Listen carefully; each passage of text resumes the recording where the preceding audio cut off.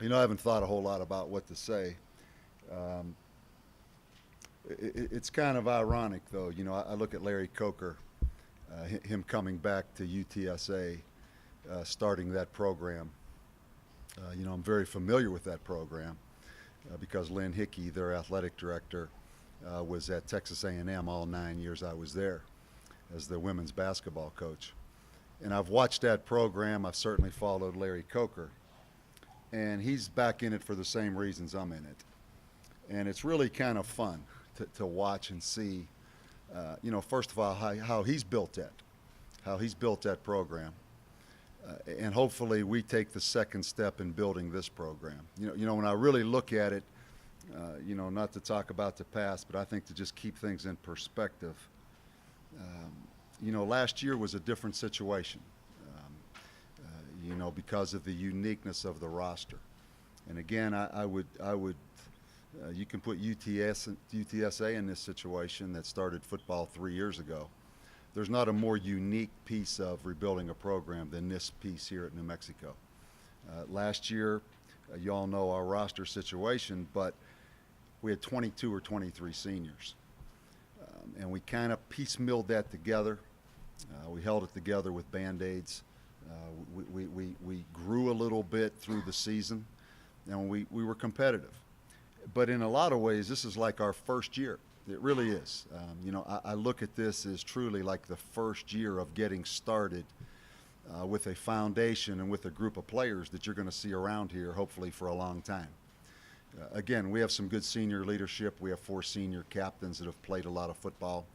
But by and large, I think we're starting, I counted 8 first-time starters on defense. We have really 4 first-time starters on offense with the 3 receivers and the tight end in there. So it's a unique piece as we build this second year. So if you look at it, as I've said many times on paper, as I looked at it a year ago, looking ahead to this year, even before we played a game last year, it looks like we would take a step back this year just because we're so young and inexperienced. I'll be very disappointed if we don't take a step forward. Will we be inexperienced? Will things happen out there that shouldn't happen? Sure. But that's part of building this thing in the grand scheme of things, in the big picture of things. So I'm anxious, just like you guys are, to see what we are. Obviously we feel much better internally the way things have gone.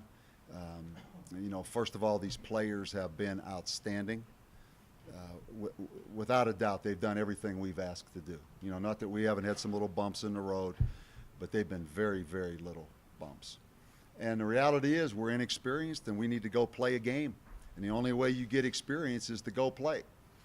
You look at UTSA, I think they have 6 third-year starters on offense, 5 third-year starters on defense.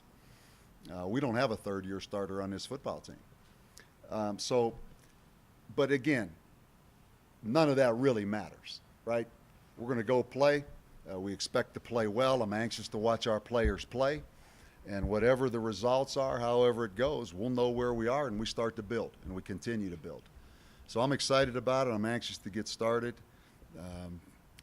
You look at UTSA, not just the experience on offense and defense. They have a great kickoff returner that's a third-year starter. They have a great punt returner who was second in the nation last year that's a third-year starter. They have a deep snapper that's about as good as I've seen that's a third-year starter. Their holder's a third-year starter. Their kicker's a third-year starter. You go through from top to bottom. Again, they had a unique start, but they've really taken advantage of the time they've had, the continuity they've had, and you see it, and that's fun. I applaud Larry Coker, I applaud their coaches, because I know what they started with. And I applaud their program. They averaged 35,000 people a game last year. I think they sold over 12,000 season tickets. You've got to give them credit. But I give us credit too. I give us credit. Because I think we've started to do the same thing here. Hopefully in a year or two, we'll be able to stand up here and say, yes, we have this many third-year starters. We have this many guys back that are our seniors. Right now, we're not that yet. We're not that, but That's no excuse, and that's no reason why we don't expect to go play well. So just in the big picture of things, I think you can see what this is.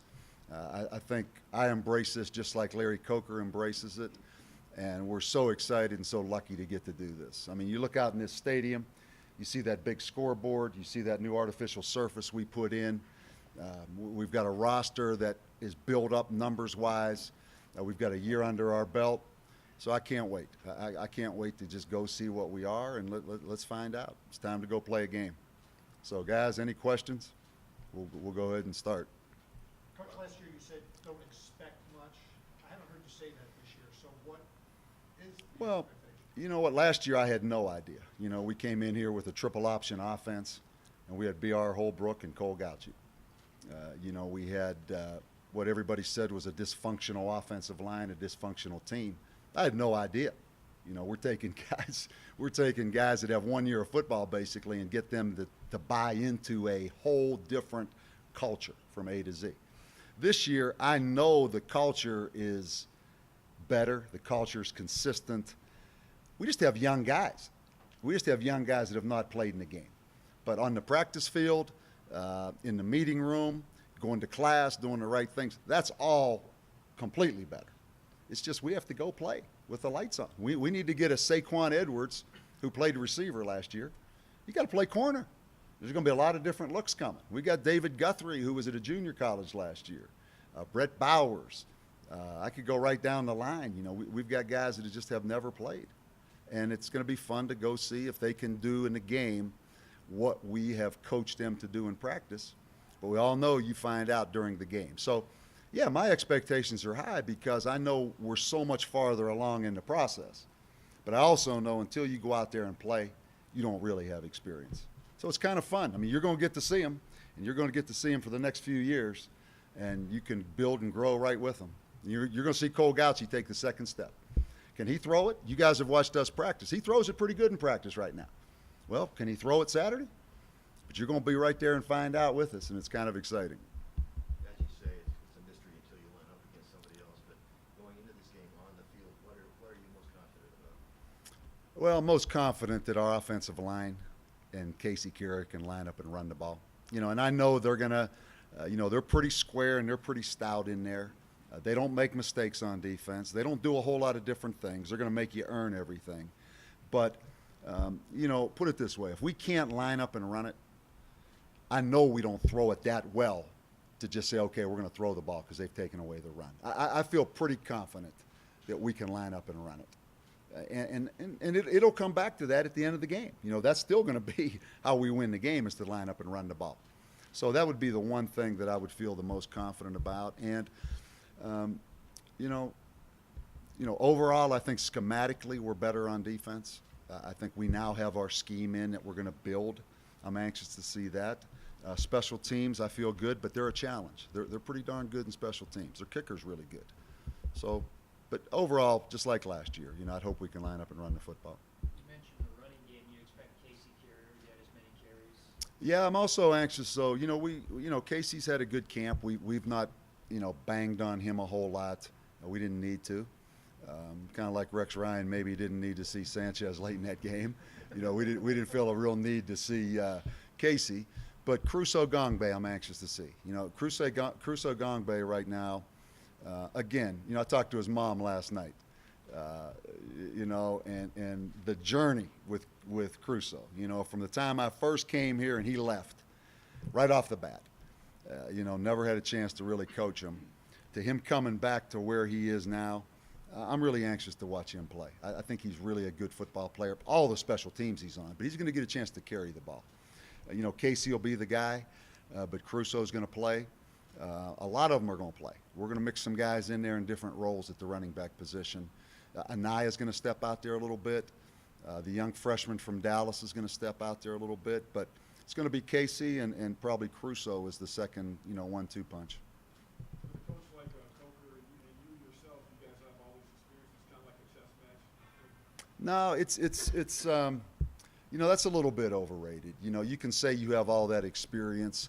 I think the experience comes in building the program and just building it, that you've been around the way you're supposed to do it in college football. and they have done that, and I think we're doing that. But the experience part, of playing the first game, I feel like it's my first game at Notre Dame. And I'm sure Larry feels like it's his first game at Miami. I mean, you go in there with all that said about we're rebuilding this program and we're in the second year and we've got all this inexperience, you feel like you're playing for the national championship Saturday and you want to go win. So after all the dust settles, it's going out there and trying to win a game. And it doesn't matter how many games you've coached, where you've been, it's of the same magnitude of any game you've been in, Coach, you talked about the quarterback so He's good. I think that's the key ingredient they have. He is a senior. He started every game since they've played a game there. He transferred in, I believe, from Texas State.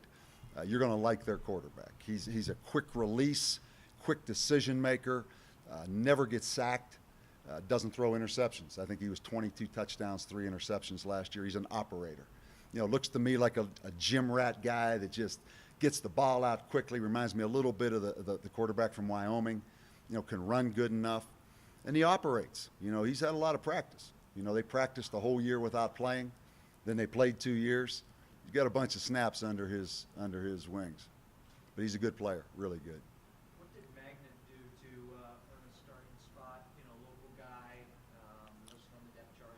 Yeah, he's from the first day we practiced here. The first time I walked out in the practice field, Magnet caught my attention because he goes 100 miles an hour in everything he does. And now he does have some experience. He's been here through 2 springs, and this will be his second season. He's experienced. And that's what he does. Does he do any one thing great? Probably not, but he's an adequate receiver. He's an adequate blocker. He was our leading rusher last year, yards per carry. He averaged 32 yards on 1 carry. So, he's going to start, but again, at the secondary position and the wide receiver position, it's a fluid situation. There's a very thin line between who starts, who's going to play, who may be starting the 3rd game or the 8th game of the year. We've got a lot of young faces and a lot of guys we're anxious to see. Coach, what have you seen out of Gauchi up to this point? How do you feel about him as your starter? He's the starter. It's not, we're not going into it like we did a last year situation where we alternated quarterbacks basically every snap. Cole deserves the start. Cole's worked hard. He's improved his game. Let's see how he plays. Let's see how he plays. But we have confidence in him. I think the other players have confidence in him. I want to go see him. Clayton Mitchum will play in this game. He is just too talented not to play. But Cole doesn't have to look over his shoulder like who's warming up in the bullpen. It's going to be Cole Gauchi, depending on how it goes, depending on how he plays. Clayton will play some. Depending on how it goes, Clayton may play more. Vega's the 3rd quarterback right now. With some of the stuff that how do you feel about your defensive line, their ability to get pressure? Again, we're lining up. We have 8 new starters. If you count Ja'Cory Greer playing nose guard, which he hasn't played, that'd be 9. So we're lining up with Ja'Cory at nose, Bowers at end, Fatu at end. Have never started a game here, never really played in a game. Then it's Patron Hightower, Randy Williams, and also Uday, our freshman from Dallas. They're all young guys that haven't played. I think, I think we're a little deeper than we were last year. I think hopefully we're a little better than we were last year, but again, we have to see them play. With the development of Cole and the receivers, how does that matchup stack up against their secondary? We'll find out. First of all, before we even worry about their secondary, it's us just being proficient enough to throw and catch it. And really in our offense, you don't get down to just the one-on-one matchups where they're lined out there just covering you man-to-man because they have to respect the run game so much. It's more our efficiency than how our guys match up against their DBs. Again, they've got an awful lot of experience in the secondary. They don't give up big plays. We'll see. Coach, we had a lot of problems last year with matchups with our defense backs and wide receivers. So going into this game, how do we fare matching up with their receivers? Again, I think we're better. Last year, we were limited in a lot of ways. Saquon Edwards, I think, can be a really good player. really good player. You know, for us to take a starting receiver, put him over there at corner, obviously we felt like, and then not move him back, I feel he has a chance to go on and play some football after he leaves here. But he hadn't even played one down of corner in major college football. Cranston Jones played a lot last year. He's back. Really played pretty good. He gave up a big play at the end of the Colorado State game last year that hurt us as a freshman. You know, then we have two freshmen, Isaiah Brown, Jaden Boatwright, that we're really excited about. Tim Foley probably right now, and Donnie Duncan would be the 5th and 6th corners. Then we have the twins that, you know, we may start off here trying to redshirt them and see how that goes. So we have some depth. We have some depth at that position. But again, we're going to have the first 4 corners out there haven't played, other than Cranston Jones, a snap. You mentioned how good their quarterback is. Talk about what you've seen from their offense as a whole. Is it a very balanced offense? It looks like they have 2 tailbacks that are pretty good. Yeah, they have all their skill players back. They have both tight ends back. They have everybody back. They do a lot. I think you can see that they have really taken advantage of a year of having their staff, having all those players and not playing. I mean, they've got a lot of different packages. And it's pretty impressive how they tie things together, and they have an answer for what you do in each one of those packages. So the bottom line, they do a lot of things. And the quarterback allows them to do a lot. But more than that, I think all that practice time allowed them to build up a pretty good package that they execute. They are balanced, real quick passing game, you know, get the ball out real quick. So you prepare for the gamut going in, and that's probably the biggest concern. You know, have we had a chance to practice as many things as they're going to do, particularly with our offense and our style of offense? And that's what you're always fighting, and that's why that experience piece comes in the game. Because the reality is some of those young kids on defense are going to see things for the first time in the game. And that's not a comfortable situation to be in, but that's what building the experience is. Coach Coker said yesterday they do run a little bit of option, not triple option, but a little 2-man speed type option. Is Yeah, that in there? they got a nice little package. You know, they're in the shotgun, the quarterback's offset. He'll come across on that little zone read, and they'll either give it to him or keep it, or they'll throw the little bubble out there that you see everybody doing. So it's really kind of a triple option without pitching the ball. It's zone read or throw the bubbles. And they have a nice package out of that. And they spread the field, and the kid gets the ball out so fast. It's pretty impressive. And some 2-back with a fullback? Yeah, they'll line up in 2-back. 27 and 38, I believe, are 2 really good fullbacks. 27's about a 255-pound guy. Never carries it, but he's a good blocker. They do some of the things we do. You know, you'll see them zoom the flanker back and get in 3-backs. They don't really run the triple like we do, but it's the same setup. They do the best of what everybody does. You know, they've been able to put that thing together where they've got little different packages. So it's really multiple. Really multiple, and they do a good job coaching. Another tradition that you're keeping this year is the New Mexico man, Reese White being the first one. What does he mean to the program and having Wow. those local guys? I mean, I'll tell you what, you know, our walk-ons, I would not trade for any walk-ons in the country. I mean, you look across the board at what our guys do. You know, and we have the benefit here, too, of being able to keep walk-ons. And I appreciate that we can get our roster numbers up and keep walk-ons and develop walk-ons, because that's not the case everywhere. You know, some places they put a cap on your roster and you end up cutting those guys. I never, ever want to cut a walk-on, because I've seen guys develop. I see how they help us in practice. But Reese White is the perfect example of what a New Mexico man should be. I mean, we've played him at 3 different positions since he's been here. He's found a home as a tight end. I think he's going to be a heck of a player here. He can run, he can catch, he's tough. I think he's found a home.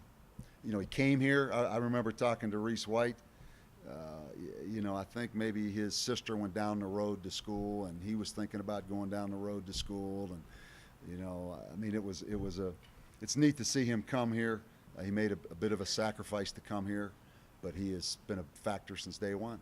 He's a great kid. He's a great kid, and I'll be proud to see him run out there with that flag. I know it's important to him. What's this week like for you?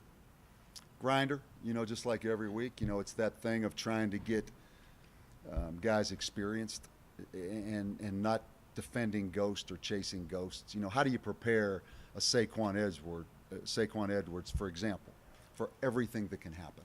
And you go back and look at 700 snaps of UTSA last year and say, you know what? There's some things in reality we can't show him on the practice field. We can't ask him to rep. But in reality, we know that can happen in the game, and it may be the most important play of the game. So it's a race against time without making it more complicated than it needs to be or making those kids paranoid that they're not ready to play. If that makes sense. It's just like every week of trying to give kids the best chance they can to have success and trying to give them as many looks at what you think's going to happen as you can give them. And that's a huge responsibility you feel as a coach, you know, preparing a team to play a game.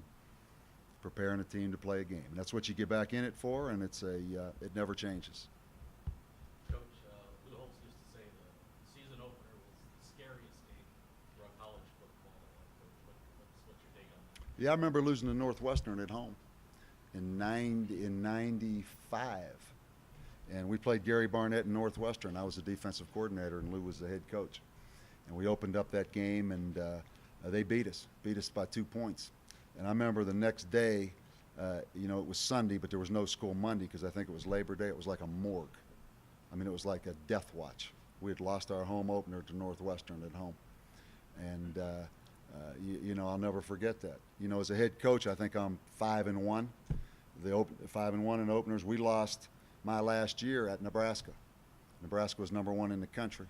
Nebraska had played 2 games, not one. We go out and play Nebraska on our opener on a Saturday night, ABC national television. Eric Couch is the quarterback. They played 2 games, not one game. And it was our opener, and we got beat. I can remember every opener. And, you know, you've worked so hard, and you go out there, and what happens sometimes is one bad thing, it's like the balloon pops. You know, where the kids, we've worked so hard, all of a sudden they run back a kickoff or they block a punt, and it's like all the air comes out of the balloon. And you've got to be careful of that. You know, it's one game, it's one play. We're going to be okay regardless of what happens. It's not it's not life or death. So I don't really approach it that way because I've seen when that does happen, as soon as something goes wrong, everybody's, you know, let's just go see what we have and build and keep going. We'll be okay in the big picture of this. Did they do a good job of that bobblehead? You know, I haven't even looked at it real close. You know, let me see that thing. That hair's probably about the right color. It's white. You know, I guess. What do you guys think? Huh? Nah. How many of those are we giving away? 2,500. 2,500. That's your first one? That is my first bobblehead. Yeah, that's my first bobblehead. Coach, I was going to tell you that we're giving out 2,500 bobblehead dolls in Alabama per 10,000 French Alley dolls, so you got to feel pretty good. Nah. I've been to those Alabamas of the world, and I know how that goes. So. And I had a question, though. Sure. David Vega, you said he was going to be your third string. Yeah. I know it's so important for quarterbacks. Like last year, you saw what happened. Do you feel really comfortable now with these 3 quarterbacks? Because David being the third one, do you feel? You know, David's done a lot of good things. He's persevered through some things. You know, he stuck around. A lot of guys would have bailed out. You know, I feel good about him. You know, he's not the prettiest guy as far as how he plays. You know, he's not the prototype, but he completes passes and he's productive. Quentin McCown is still in the mix. We have the 2 freshmen that we're redshirting. Again, it'll be ongoing as the season goes, but right now David Vega deserves to be the 3rd quarterback. And I wouldn't hesitate him going in there and playing. I do think there's a gap between, there's Cole and Clayton and then Vega, but, you know, Vega's taking a lot of snaps for us under some adverse conditions, you know.